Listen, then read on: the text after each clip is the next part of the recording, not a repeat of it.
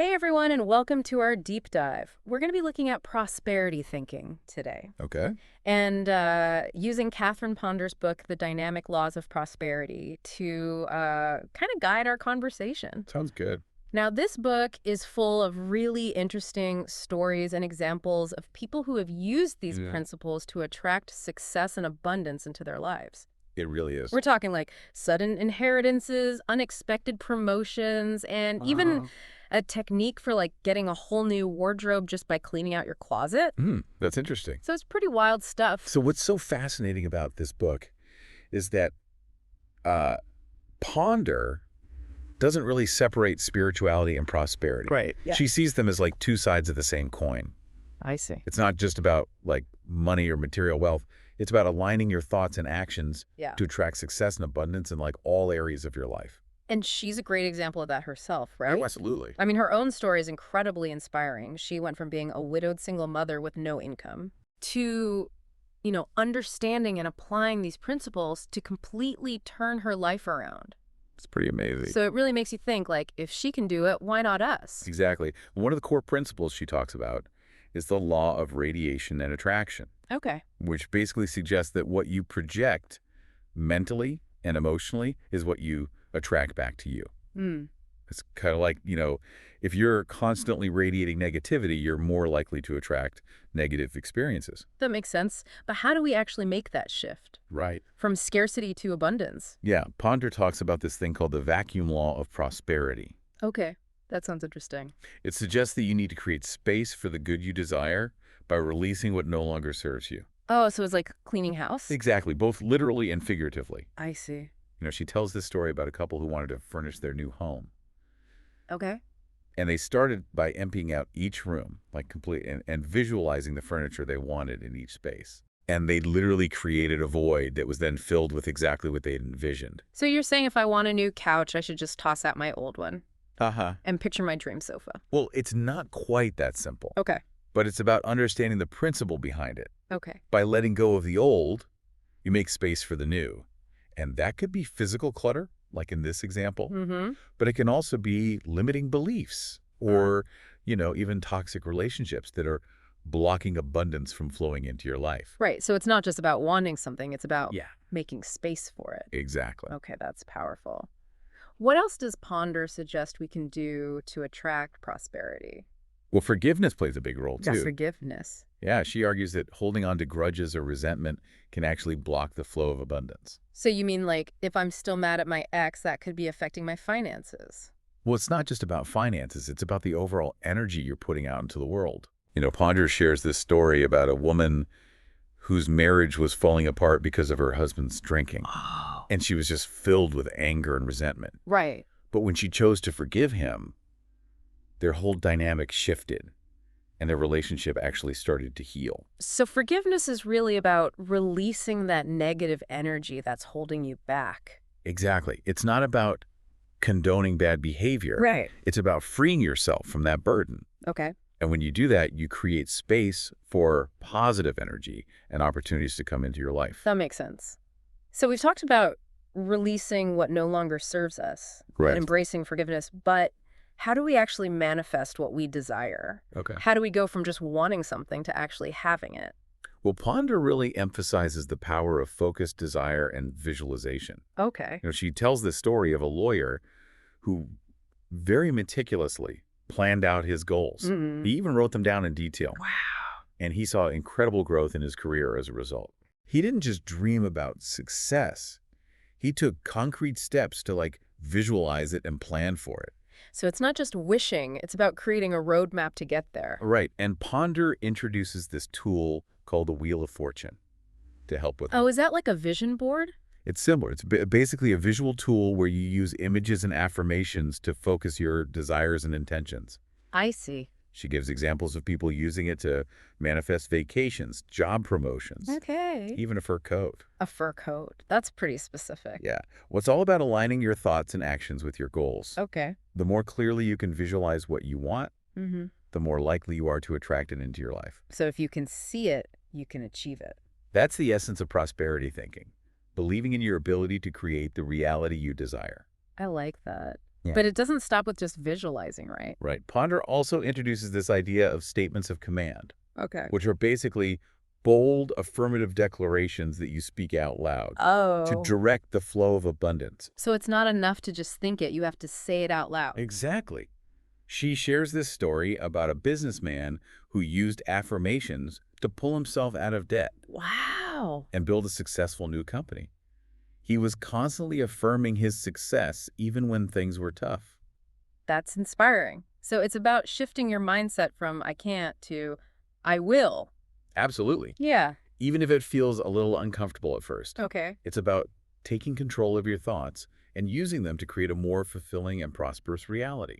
This is all fascinating stuff, and we've only just scratched the surface. I know, right? What other insights can we look forward to? Well, we'll be exploring the role of intuition, angel writing, and even touch upon the concept of clairvoyance. Okay, things are about to get really interesting. They are. I can't wait. Me too. Yeah.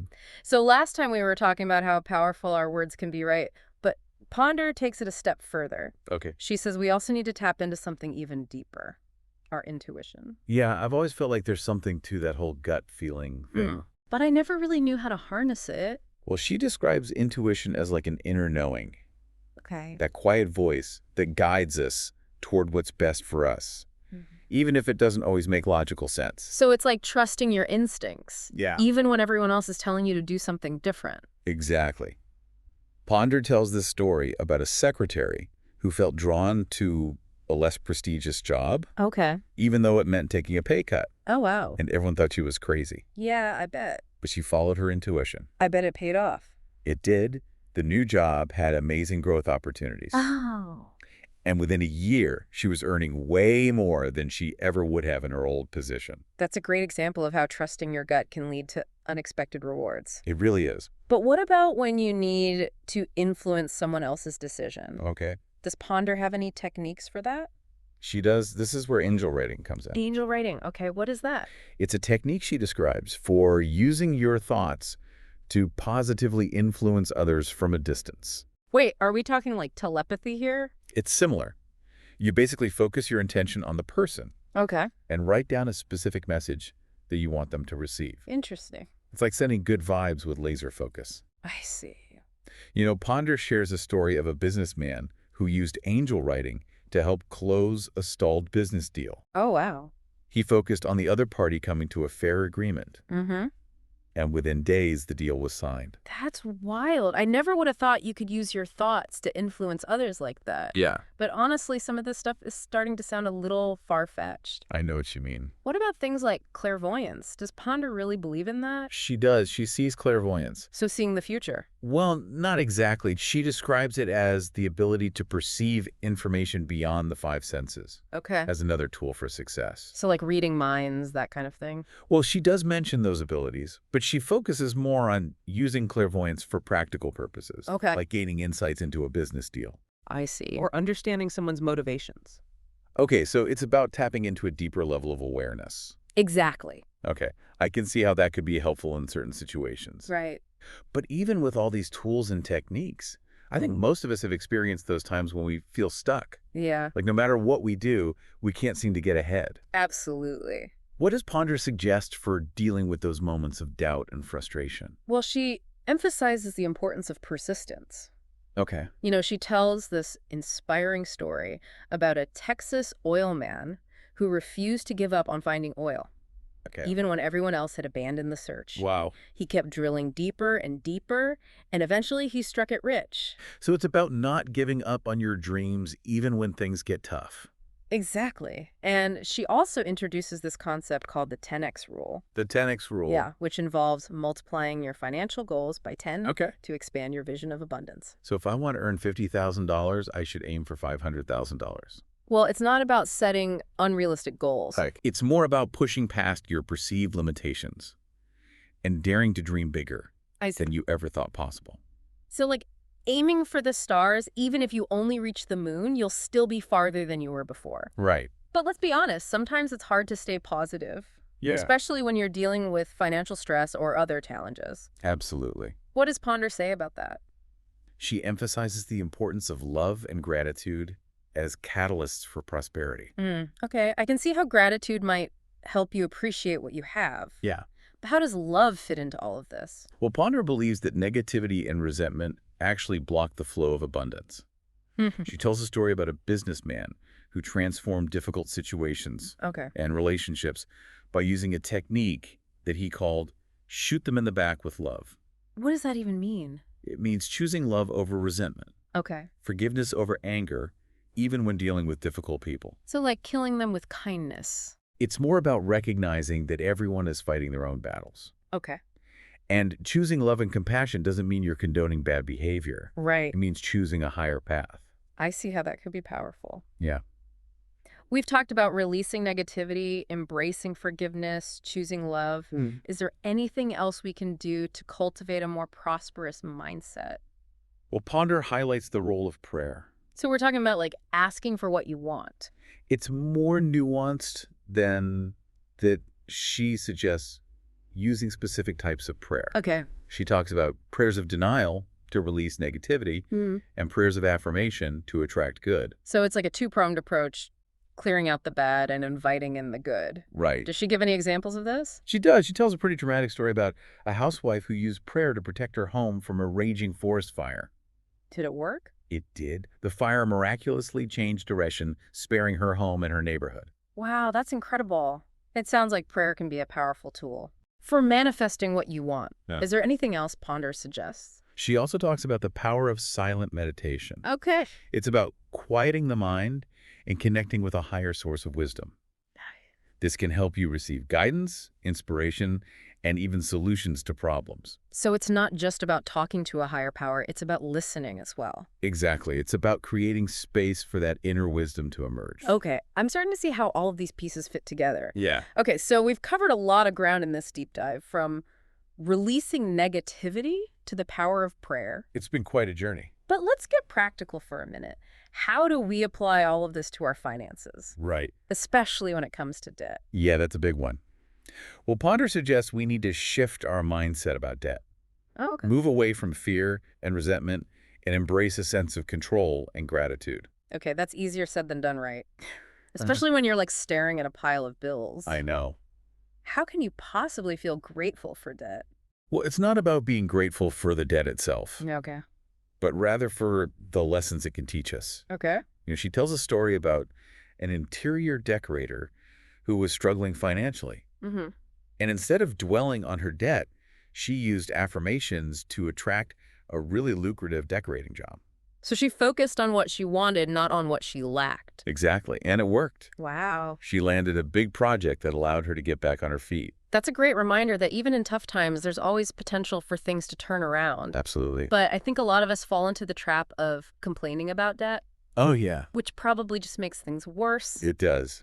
Ponder's very clear about that. Okay. She says complaining is so destructive. Mm-hmm. She really emphasizes speaking prosperity instead. Even if it feels a little weird at first. Right. So instead of saying, I'm drowning in debt, you'd say something like, Yeah. I'm attracting abundance and financial freedom. Exactly. It's about shifting your energy Okay. and focusing on the positive outcome you want to create. Okay, I'm willing to try that. But debt isn't the only thing that can like drain our energy. Right. What about stress and our health? Yeah, Ponder actually makes a fascinating connection between our mental and emotional well-being Okay. and our physical health. Yeah, we've all experienced that mind-body connection, right? Like Oh, yeah. stress can manifest as headaches, stomach aches, all sorts of things. Absolutely. Ponder shares this really compelling story about a child who was constantly sick Oh, wow. in a very chaotic and stressful home environment. Right. But when the child was moved to a more harmonious setting, their health dramatically improved. It's amazing how our external environment can impact our internal well-being. It really is. So how do we create that harmony? Well, Ponder believes that stress, resentment, negativity, Yeah. they all lower our resistance to illness. So they create the perfect breeding ground for disease. Right. But on the other hand, when we cultivate a positive, Mm-hmm. loving, and harmonious environment, our bodies can heal and thrive. Okay, so it's not just about thinking positive thoughts. No, It's about creating a positive environment that supports our well-being. exactly. It's about recognizing that our minds, bodies, and spirits They're all interconnected. So what are some practical steps we can take to create that kind of environment? What Ponder suggests using those same tools we've been talking about. Okay. Affirmations, visualization, the power of prayer. So it's like a holistic approach to health, addressing the mental, emotional, and physical aspects. Right, and speaking of a holistic approach, Yeah. Ponder also emphasizes aligning our thoughts and actions with our values. Oh, so it's not just about material success. No, It's about living a life of purpose and meaning. absolutely. She encourages us to identify what truly matters to us Mm-hmm. and then use these principles to create a life that reflects those values. It's about using our abundance, both material and spiritual, to make a positive impact on the world. That's a great way to sum it up. The dynamic laws of prosperity is about more than attracting wealth.